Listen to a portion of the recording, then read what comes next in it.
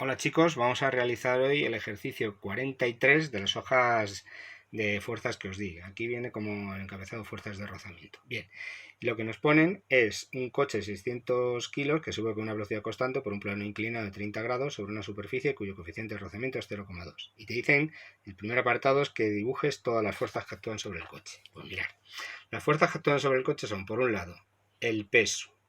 Si el coche está subiendo hacia arriba, la fuerza de rozamiento va a ir hacia abajo. Siempre se opone al movimiento, ¿de acuerdo? Está aquí dibujada paralela al plano.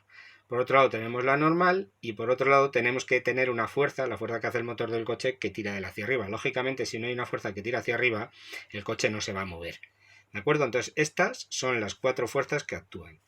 Y como hemos visto en ejemplos anteriores, lo interesante es tener todas las fuerzas en las direcciones perpendicular al movimiento y paralelo al movimiento. La fuerza del coche va en la dirección del movimiento, no se toca. La normal va en la dirección perpendicular al movimiento, no se toca. La fuerza de rozamiento también va en la dirección del movimiento, con lo cual no se toca. Y la única que tenemos que descomponer es el peso. ¿Por qué? Porque el peso al ir en dirección vertical ni coincide con esta dirección ni coincide con la dirección perpendicular. Por eso, como siempre, hacemos nuestro dibujo bien hecho, fundamental, y tenemos su componente P sub n y su componente P sub t. Este ángulo, como siempre, es el que tenemos aquí. ¿De acuerdo? Y ya veremos más adelante que P sub n va a ser igual al peso por el coseno de 30 y P sub t igual a peso por el seno de 30. Bueno, entonces eso en cuanto al primer apartado.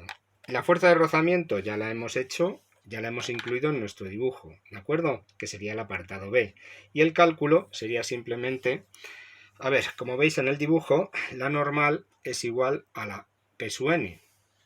De esta manera tenemos esta ecuación de aquí. ¿Quién es la fuerza de rozamiento siempre? La fuerza de rozamiento, como ya sabéis, es mu por la normal, ¿de acuerdo? Entonces, si la normal la sacamos de aquí, despejando, tenemos que la normal es igual a P sub n. P sub n, recordad que lo tenemos calculado en estas relaciones. P sub n es igual a mg por el coseno de 30. P sub t es mg seno de 30. ¿De acuerdo?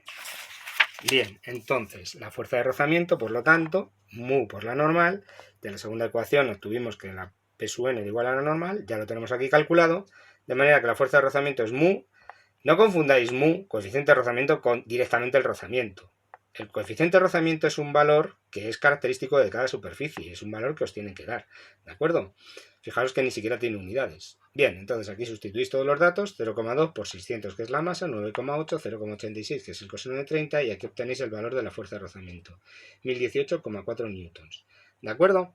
Bien, y por último, vamos a las ecuaciones que hemos planteado siempre, perdonad, las ecuaciones de sumatorio de fuerzas en la dirección perpendicular igual a m por a, sumatorio de fuerzas perpendiculares al movimiento igual a 0. Bien, fijaos que tenéis aquí todo, aparentemente no podéis hacerlo porque os falta la aceleración, pero fijaros que en el enunciado lo que os dicen es que el cuerpo asciende con velocidad constante. Si está ascendiendo con velocidad constante, la aceleración va a ser 0, ¿de acuerdo? ¿Veis? Nos dicen que asciende con velocidad constante.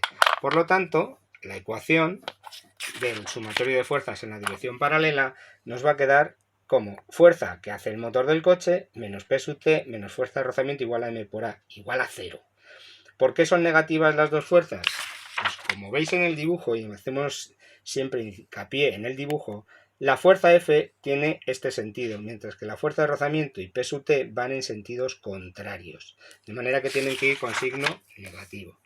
¿De acuerdo? Entonces ya simplemente es sustituir todos los datos, porque P sub t ya lo teníamos determinado de antes, mg seno de 30, la fuerza de rozamiento lo hemos calculado en el apartado anterior, aquí pondremos otra vez 600 por 0, que no es necesario, pero bueno, para que lo veáis y recalcamos que la aceleración es 0. De manera que aquí despejáis la fuerza y obtenéis el valor correspondiente. ¿De acuerdo? Bueno, pues hasta el siguiente problema.